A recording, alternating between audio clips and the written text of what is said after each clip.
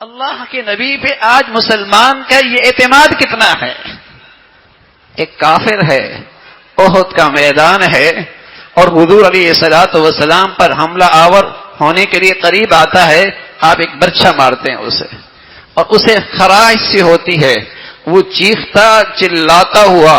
بھاگتا دوڑتا ہوا اپنی لشکر کی طرف جاتا ہے اور کہتا ہے میں تو مر گیا، میں تو ہلاک ہو گیا، میری تو بربادی ہو گئی۔ اس کے دوستوں نے کہا ارے اتنے بزدل کیوں بنتے ہو، کچھ نہیں ہوا، صرف خراش پڑی ہے۔ وہ کہنے لگا پتا ہے یہ کس کے ہاتھ سے خراش آئی ہے؟ یہ محمد رسول اللہ ہیں، یہ وہ محمد ہیں، ان کی زبان سے ایک جملہ میں نے سنا تھا کہ تو میرے ہاتھ سے مارا جائے گا۔ آج وہ مجھ پہ تھوک بھی دیتے تو میرا جینا مشکل تھا،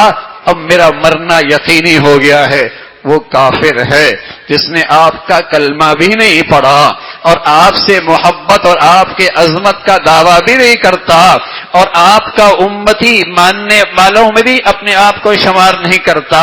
لیکن اسے آپ کی بات پہ اتنا اعتماد ہے کہ اپنے مرے جانے میں ذرہ برابر شک نہیں ہے۔ اور آج مسلمان جو محمد الرسول اللہ بھی کہتا ہے، لا الہ الا اللہ محمد الرسول اللہ بھی کہتا ہے، اور آپ کو اللہ کا سچا پیغمبر رسول بھی کہتا ہے، لیکن آج دیکھیے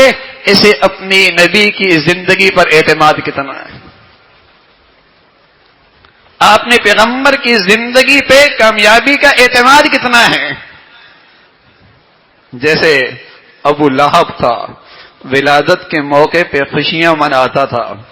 لیکن جب اللہ کے نبی نے اپنی زندگی کے بارے میں اعتماد کا ووٹ لیا تو سب سے پہلے دشمن بن گیا۔ سچ کہہ رہا ہوں، آج کا مسلمان بھی ایسا ہی ہے،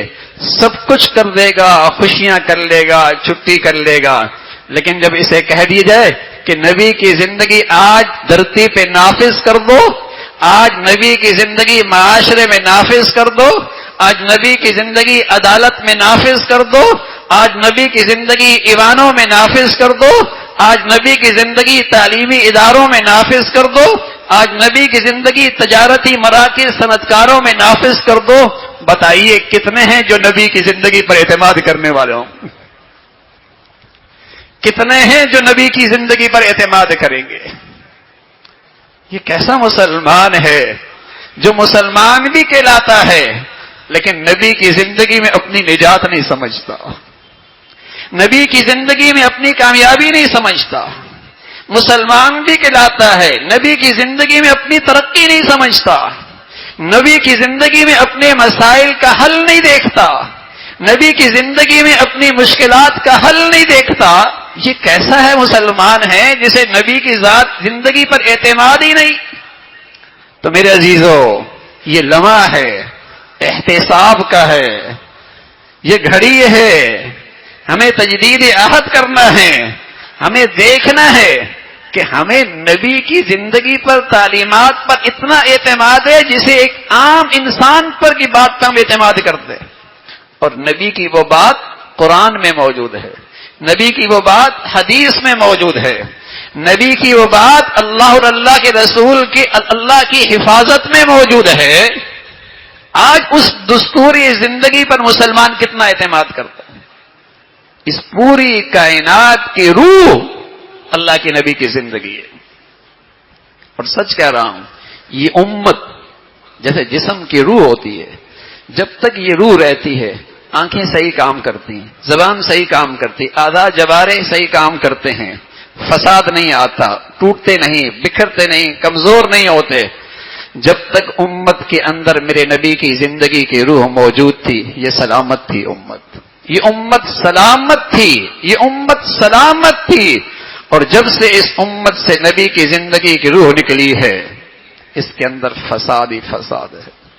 اور جسم کا جیسا حصہ بکھر جاتا ہے، جب سے نبی کی امت کی زندگی نکلی ہے، یہ امت گروہوں میں تقسیم ہو گئی۔ قسم خدا کی، فرقہ واریت وہاں آتی ہے جہاں نبی کی زندگی اٹھتی ہے، جہاں خرافات آتے ہیں، جہاں بدعات ہوتے ہیں، جہاں من پسند کے طور طریقے آتے ہیں۔ نبی کی زندگی تو اس امت کو وحدت کی خوبصورت سانچے میں ایک کر دیتی ہے. یہ امت نبی کی زندگی سے ایک رہتی ہے. لیکن یہ فرقہ پرستی، گروہ پرستی، رنگ پرستی، علاقہ پرستی، وطن پرستی، قومیت پرستی کی ان بدبودار ناروں اور گندگیوں میں تب پڑتی ہے جب اس کی زندگی سے نبی کی تعلیمات، نبی کی زندگی کی روح نکلتی. آج اس امت کی بڑی ضرورت ہے یہ وحدت کے ساتھ ایک ساتھ کھڑی ہو. یہ امت مسلمہ لا الہ الا اللہ محمد رسول اللہ، نبی کی اس زندگی، نبی کے اس نام پر ایک